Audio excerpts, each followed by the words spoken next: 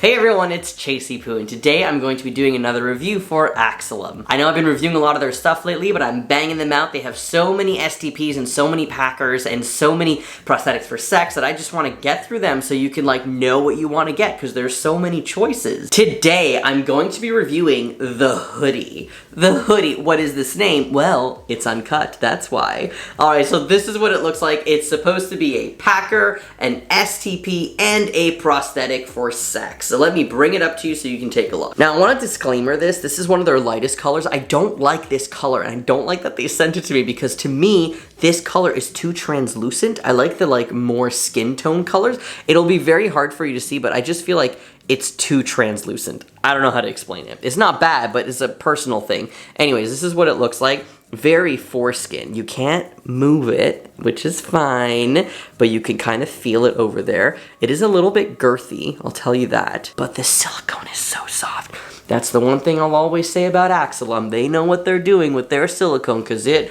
oh boy, is soft. And if we go to the other side, these are the balls right here. It does look a little bit strange that there's kind of like a cut. I understand why they did it, because some of their prosthetics are higher up like that. This kind of gives it a downward angle so that when you're packing and peeing, it's downwards. You're peeing downwards, you're not peeing like upwards. And then here's the cup. There you go, there's that no spill lip. They tried to do it in the Astro and it didn't work, but look at that, here it is.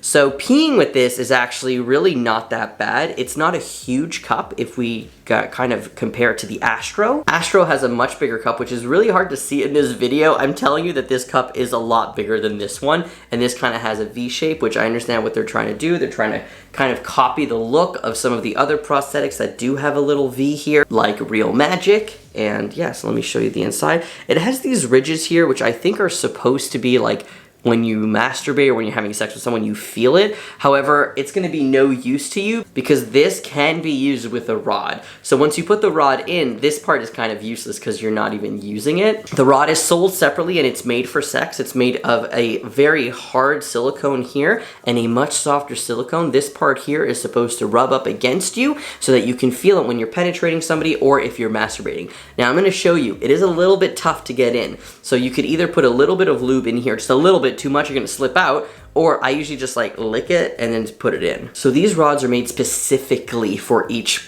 individual prosthetic, okay? So if you wanna get this, you have to get the rod that's made for the Hoodie, because as you can see, it fits directly in here.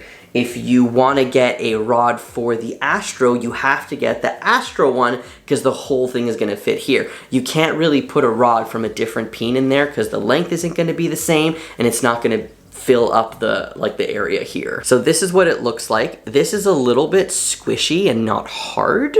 However, you can still use it for penetration. Let me just tell you though, you do have to use this with either packing underwear with an O-ring or a harness. I usually use the Jock harness from Spare Parts. That is my favorite harness for sex. You would put this in here, and because the balls are so outwards this way, it is a little bit tough for penetration. You're still getting a lot of length. The shaft is 4.92 inches, so even with the harness, you are losing a little bit, but it is still possible to penetrate. Just keep in mind that it is a little bit girthy, so if you're penetrating somebody that isn't used to a lot of girth, this might be an issue. Also, for first-time anal, I wouldn't recommend it because this part is a little too squishy. For first-time anal, you want something that's a little bit harder up top. So you can also use this for masturbating. When you put the rod in, you can jack it off yourself and you'll feel this kind of rub up against you. I'm gonna be completely honest. The rod itself is a great idea. A lot of prosthetic companies do it.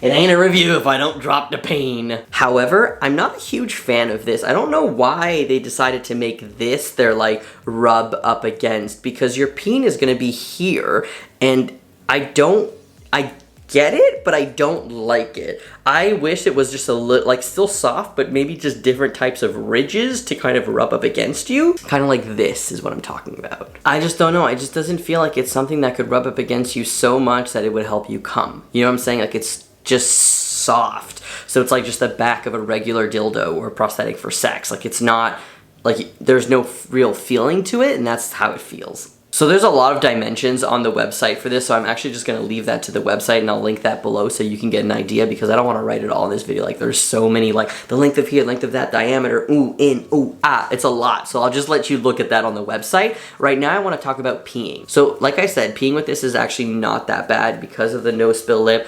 I feel like I do have an advantage though, because I have been reviewing prosthetics for years and I know how to use an STP now. I will say that sometimes I do still pee myself. This one is a little bit thinner than I'm used to. However, because I know how to place it, I know where the urine is gonna go to. Now, that's not the case for everyone. If you don't know how to do it, you need to practice a little bit. So go on top of the tub, go on the toilet, no clothing on, you're gonna pee all over yourself and use it. Now, I have a lot of people ask me all the time, how do you use an STP, or I wanna see how it's used. So I've actually opened up an OnlyFans page with educational videos where I show you how I use STPs and how to use masturbation sleeves, and yes, I show you everything. I show you how to use different prosthetics, and I talk about things that are so not safe for work. I can't do it on YouTube, so I do it on my OnlyFans page. So if you're interested in that, go in the description below and click on that link. And today there will be a video of me using this prosthetic and showing you how I use it to pee, and kind of just, people are just interested in seeing how some STPs are used, so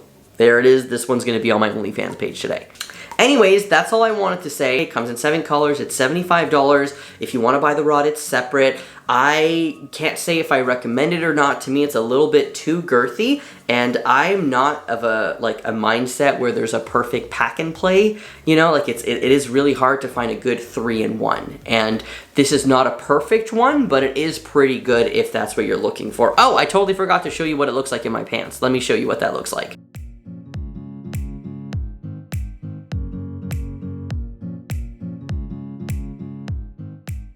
As you can see, it leaves a pretty big bulge. Not my style. I get it if it's your style. Totally okay with that. But again, it's just not for me. It's too big for me as a packer. Anyways, thank you so much for joining me, and I will see you later. Have a great day. Bye.